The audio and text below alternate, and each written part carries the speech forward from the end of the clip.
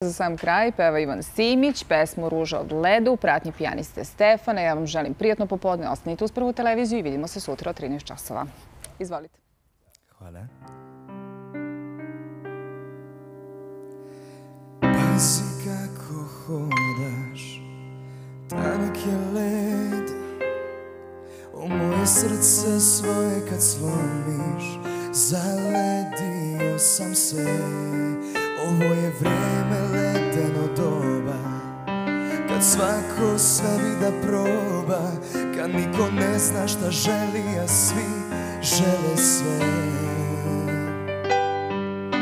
A ti ko da brojiš mi greške, do moga srca ideš miljama peške, a svaku ljubav mi zaveje sneg, jer svaka nova daleko je.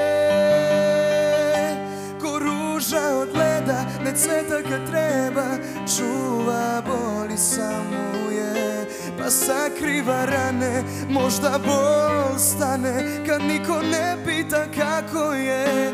Daleko od svih, kad jutro joj svane, zna da jutro nije za prave, a oko leda ratno je stanje, uvek te povrede budale.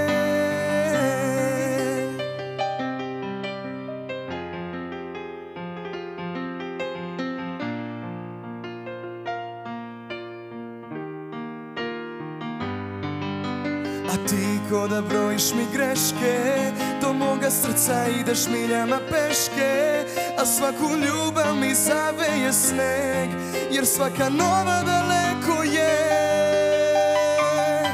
Ko ruža od leda, ne cveta kad treba, čuva boli samo je, pa sakriva rane, možda bol stane, kad niko ne pita kako je. Daleko od svih, kad jutro joj svane, zna da jutro nije za prave, a oko leda ratno je stanje, uvek te povrede